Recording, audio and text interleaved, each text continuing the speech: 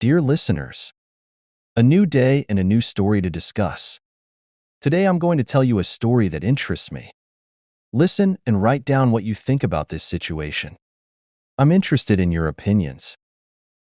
It was raining that night. Not just a light drizzle, but a furious downpour, slamming against the pavement like it was trying to wash away all the filth. There I was, standing at the open door, watching her. Laura, that storm personified, standing in the rain. Her red hair was plastered to her face, her clothes soaked through, and the way she looked at me, I knew this wasn't just about getting wet. "Is this what you wanted?" she yelled over the roar of the rain. Her voice was raw, tinged with a kind of betrayal that cuts deep. I hadn't wanted any of this, but here we were. "I didn't know," I said, stepping back to let her in, not out of courtesy, but because I didn't want the neighbors watching this spectacle. Laura stormed past me, dripping anger and rainwater all over the floor I had just cleaned that morning. In my living room, the air thickened with tension. Laura turned on me, her eyes blazing. "You knew Jane was messing around with my husband. You did nothing." I held up my hands, a feeble attempt to ward off her accusations. "I found out the same time you did, Laura. Just a week ago." "Liar." Her word was a slap. "You think I'm a fool?" I could feel the heat rising in my cheeks. It wasn't just the confrontation. It was the guilt, too. Jane, my wife, her affair. None of it made sense yet. Here was Laura, the betrayed and scorned, standing in my house, demanding truths I hadn't fully accepted myself. "I swear, Laura, I'm in the dark as much as you are." But as I spoke, my voice faltered, the lie bitter in my throat. I had suspected, maybe even known on some level, but I chose to look away, buried in my own cowardice. Laura's gaze softened slightly, her shoulders slumping. The fight seemed to drain out of her as she sank into my couch, her hands covering her face. "What are we going to do?" Her vulnerability struck a chord. This wasn't just about my broken marriage or her ruined home. It was about us, thrown together by the deceit of the people we loved. In that moment, a plan began to form, dark and twisted like the storm outside. If redemption wasn't an option, maybe revenge was. "I think I know a way to make them pay," I found myself saying, the words cold and sharp against the storm's howl outside. Laura looked up, her tears mingling with the raindrops on her cheeks. "How?" "We gather evidence. We expose them, publicly. Make them feel a fraction of what we're feeling now." She nodded slowly, a grim determination setting into her features. "I want them to suffer, not just get a slap on the wrist." "They will," I assured her, feeling the weight of our pact sealing a bond forged in betrayal. "They'll regret crossing us." As Laura stood to leave, the rain still hammering against the windows, I knew this was the point of no return. Not just for our plan, but for me, but was the point. We walked out the door, her silhouette a dark shadow against the stormy backdrop. A part of me wondered if this was justice or just another step towards mutual destruction. But then I closed the door, the sound echoing like a final verdict, and all I could think was, let the storm come. Let me tell you, when you invite a hurricane into your living room, you don't expect it to sit down and have tea. But there we were, Laura and I, sitting across from each other with the storm raging outside and another brewing between us. It felt like betrayal had seeped into the very walls of my home, heavy and suffocating. "You think this is just about Jane and my husband?" Laura's voice was a blade, each word cutting into the quiet. "This is about us too. You could have warned me, could have saved me from this humiliation." I stared at her, the weight of her words pressing down on me. I didn't know how deep it went, I confessed, feeling the sting of my own lies. Deep down, I had seen the signs, ignored the whispers of doubt. It was easier to stay blind than to face the truth. Laura leaned in, her eyes searching mine. "Did you really not see it?" Or did you choose not to? I wanted to look away, to escape her gaze, but I couldn't. Maybe I didn't want to see it, I admitted, the words heavy with guilt. Seeing it would mean dealing with it. And now? She was pressing, pushing me into a corner. Now I want to fix this. Not just for me, but for you too. She scoffed, a harsh, bitter sound. Fix this? We're way past fixing anything. That hit harder than expected. She was right, of course. There was no fixing, only reckoning. Then we expose them. We make sure everyone knows what they did. Laura's eyes darkened, a stormy gray that matched the sky outside. I want more than exposure. I want them to lose everything, like I did. The raw pain in her voice twisted something inside me. It wasn't just about revenge, it was about justice. Or so I told myself. They'll lose more than they bargained for, I said, my voice low and steady. How? Her single word was a challenge, thrown down like a gauntlet. We document everything. Photos, messages, whatever it takes. I outlined the plan, each detail meticulously crafted to inflict maximum damage. And after? What happens when the storm clears? Her question was more to herself than to me, a whisper lost in the roar of the rain. I didn't have an answer for her. I didn't even have an answer for myself. All I knew was that the path we were on was dark and twisted, and there was no turning back. We see it through, I said finally, more a vow than a statement. No matter what. Laura nodded, a pact sealed in the shadow of betrayal. As she rose to leave, the silence between us was filled with unspoken promises and threats.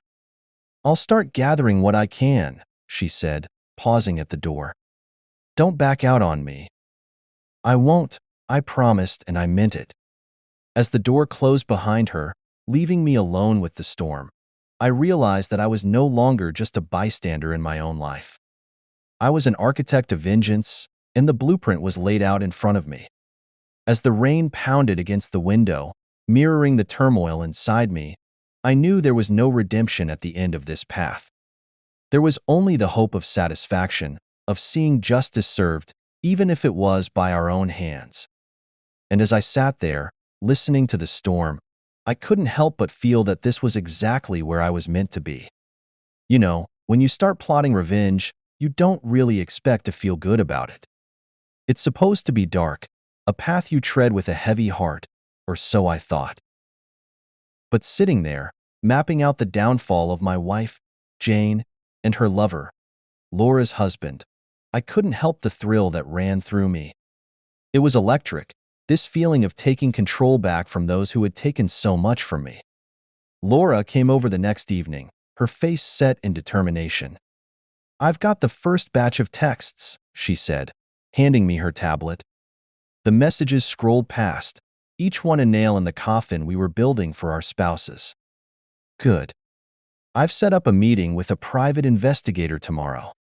He comes highly recommended, I told her, feeling a bit like a character in one of those crime thrillers I used to watch, back when evenings were just about relaxing, not scheming. Laura nodded, her lips pressed into a thin line. What's our endgame here? She asked, cutting right to the heart of it. We ruined them, I said simply. Financially, socially, every way that matters. They took our lives away, Laura. We're just balancing the scales. She looked at me, her gaze sharp. Balancing the scales, she repeated, and something in her voice made me wonder if she was starting to second this vendetta. But then she shook her head, as if dismissing a thought, and leaned in closer. Tell me more about this PI. He's discreet, thorough. He'll track their movements, gather evidence of the affair. Anything that proves they've been lying not just to us, but to everyone. Their reputations will be mud by the time we're done. Laura's eyes gleamed with a cold fire. And the money? That's the clincher, I admitted. We hit them where it hurts most. Jane's got a savings account she thinks I don't know about. We'll drain it, redirect the funds as donations to all the charities she hates. And my husband's business? Laura asked, a hint of vengeance lacing her tone. We'll make sure it fails. I've got a few contacts who owe me favors, bad reviews, sudden inspections. It'll crumble. It was dark, this path we were on, but every step felt justified. More than that, it felt necessary. Laura and I weren't just scorned spouses. We were avengers, righting the wrongs done to us. As she left that night, I couldn't shake off the exhilaration mixed with a twinge of guilt. But as soon as the door closed behind her, the guilt faded, overtaken by a rush of adrenaline. This was war, and in war, there's no room for mercy. Later, lying in bed, staring at the ceiling, I thought about the look in Laura's eyes. There was something there, a reflection of my own eyes. We were in this together, bound by betrayal, driven by a shared desire for retribution. I'll make them pay, I whispered into the darkness, a promise to myself as much as to Laura. The plan was set, the pieces in motion. There was no turning back now. Tomorrow, I'd meet the PI, and then there'd be no doubts, no hesitation. Just revenge. Pure and simple. You know, it's strange how life can flip like a coin. One minute you're down, the next you're strategizing vengeance with someone you barely knew before all hell broke loose. If you told me months ago that Laura and I would be anything more than acquaintances, I'd have laughed. But there we were, knee-deep in conspiracy, and I found myself not just plotting with her, but actually trusting her. She came over again last night, her face shadowed by the porch light, looking like every bit the co-conspirator you'd expect in a story like ours. The PI came through, she said as she stepped inside, her voice a mix of triumph and dread. I took the folder she handed me, flipping it open to see photos, texts, irrefutable evidence of the lies that had been our marriages. This is good, I murmured, though good felt like a twisted term for something so damning. Laura watched me, her arms crossed. It's more than good. It's a smoking gun. Her lips twisted into a smirk, but her eyes didn't match the humor. We can start the next phase. I paused, struck by her choice of words. We. This alliance had started as a mutual use of resources, a shared goal of retribution. But now? It felt like something more binding, something neither of us could walk away from even if we wanted to. Tomorrow, I said slowly, we'll leak the first batch of texts to Jane's circle. By the end of the week, her social standing will be as wrecked as my trust was. And my husband? Laura asked, a sharp edge to her voice that made me look up. He won't know what hit him. His business partners will get anonymous tips about his indiscretions. Doubt breeds mistrust, and mistrust ruins businesses. There was a pause, heavy and loaded, then Laura nodded. What about us? She asked, and I felt the weight of that simple question. What do you mean? I mean, she sighed, looking away. Are we just allies in this? Or is there something else? I didn't expect any of this to become personal. But how could it not? We were two people, burned by those we loved, finding solace in the shared goal of revenge. It was bonding, in a dark, messed up way. Let's get through this first, I said, not trusting myself to explore beyond the plans and plots. Laura nodded, though I saw something flicker in her expression. Disappointment, maybe, or relief. It was hard to tell. Okay, then. After this is over, we'll see what we're left with, I finished for her, realizing the truth of it. This alliance could be temporary, just a means to an end, or it could morph into something none of us could predict. She left without another word, and I was left staring at the closed door, wondering about the ramifications of what we were doing. Not just to our spouses, but to us. Were we becoming the villains in our own story? Or were we just claiming back some semblance of control over our shattered lives? Either way, There was no turning back. Tomorrow, the first domino would fall, and I'd be the one tipping it. I wasn't sure if that made me feel powerful or powerless, but I knew it had to be done. As I went to bed, the plans laid out neatly on my nightstand, I realized that despite the darkness of our actions, I was looking forward to seeing Laura again. And that, perhaps, was the most unexpected twist of all. You know, there's a point in every plan, particularly the dark ones, where you pause at the brink, knowing the next step will change everything. That was me, the night before everything was set to go down. I couldn't sleep. Instead, I replayed every moment that led here, to this final act of retribution. When Laura arrived the next day, her face was a mask of determination. "It's time," she said, her voice steady, betraying none of the tremors that were likely running through her, just as they were through me. We met in my living room, the same room where this alliance had been forged. She laid out the documents, the photos, the texts, the emails, everything spread out like the pieces of a sinister puzzle. "First, we send these to Jane's parents," I said, picking up a stack of prints. "Then, to his business partners." Laura nodded, her hands slightly trembling as she held her phone, ready to send the first message. It was one thing to plan, another to execute. And then, her voice was quieter now. "Then we watched them fall apart," I answered. There was no satisfaction in my voice, just a grim finality. She pressed send, and it was done. The digital missiles launched into the lives of our spouses, carrying with them the power to destroy. We sat there, in silence, waiting. It didn't take long. Laura's phone buzzed. She read the message, her face pale. "It's Jane. She knows." "What's she saying?" I asked, though I wasn't sure I wanted to know. Laura handed me the phone. The message was brief. "How could you do this to me?" Jane had written. I should have felt victorious, but all I felt was a hollow ache. "She still doesn't understand why," I murmured, handing back the phone. Laura looked at me, her eyes dark. "Do you regret it?" she asked, a simple question, yet loaded with the weight of all we had done. "No," I said, and I meant it. But the truth was more complex. I didn't regret exposing the betrayal, but I regretted what I had become in the process. A man driven by vengeance, capable of destroying everything in his path. Then, Laura's phone rang. She answered, her voice a whisper. "Yes, this is she." Pause. "I understand." She hung up, her face ashen. "That was my lawyer," she said slowly. "My husband wants to meet.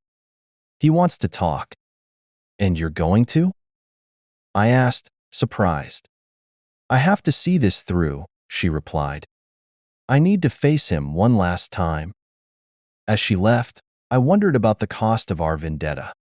We had set out to right the wrongs done to us, but in doing so, had we lost parts of ourselves? That night, the house was too quiet. I sat alone, surrounded by the debris of shattered lives, including my own. The documents still lay scattered on the table, accusing. I thought about picking them up, throwing them away, but I couldn't bring myself to move. The next morning, I received my own call. It was Jane. "We need to talk," she said, her voice cold. "Okay," was all I could manage. As I hung up, I realized that this was the real culmination of our plot. Not the chaos we'd created, but the confrontations that awaited us, the ones that would force us to face the consequences of our actions head-on. So, I waited for Jane, preparing myself to face whatever came next, knowing that whatever it was, I deserved it. After all, isn't that what justice is all about? So there you have it. The dust has settled, somewhat messily, across the landscape of our lives. Jane came to see me, her eyes hollow, not with forgiveness, but with the stark realization of everything lost. We sat across from each other, the silence between us stretched taut like a wire. "I saw the pictures," Jane said finally, her voice flat. And the messages? I nodded, finding it hard to meet her gaze. I know. Why? It was more an exhalation than a question, laden with all the pain of betrayal. I needed you to know how it felt, I said, my own voice barely above a whisper. It wasn't just about revenge. It was about understanding, about sharing the gut-wrenching twist of deception. Jane shook her head slowly, tears brimming but not falling. And now? What do we do now? I looked at her, really looked at her, for the first time since this all began. I think we start by accepting it's over, I said. There was no going back, not after everything. She nodded, the tears finally spilling over. I se pouzvedo. We agreed to separate, to formally end things. It was painful, yet there was a kind of relief in it too, a chance to rebuild from the ruins. After Jane left, I sat there, the weight of her absence heavy in the room. Then my phone buzzed. It was Laura. "Can we meet?" her message read. I hesitated, then typed a quick, "Yes." Laura and I met at the same coffee shop where we'd planned much of our revenge. She looked tired, worn out by the emotional toll of the past weeks. "He agreed to the divorce," she said without preamble. "Said he was sorry, that he'd been a fool." "And you?" I asked, sipping my coffee to hide the tremor in my hands. "I told him I needed to move on," she replied. "And I do." We talked for a long time, not about revenge or betrayal, but about what comes next. It was strange, talking about the future when so much of our recent past had been focused on the past. "Do you think we'll ever get past this?" Laura asked, her gaze meeting mine. "I don't know," I admitted. "But I think we have to try." As we left the coffee shop, a part of me felt lighter. The chains of our vengeful pact had been heavy, and without them, there was a sense of possibility. That night, I started packing up my things. The house felt too big, too full of memories. I decided to move, to find a smaller place where I could start anew. As I packed, I found a photo of Jane and me, taken before all the heartache. I stared at it for a long time, then gently placed it in a box marked Keep. Revenge had seemed like justice at the time, a way to balance the scales. But sitting among boxes of my past life, I wondered if any of it had been worth the cost. The hurt I'd inflicted on Jane, the pain Laura and I had gone through, no victory could make up for that. Maybe there's no true redemption for what I did. But in this new beginning, I hope to find some semblance of peace, to build something good from the wreckage of my choices. So, here I am, telling you all this, hoping it serves as a cautionary tale more than anything. Revenge might seem sweet, but its aftermath is bitter, lingering long after the sweetness fades.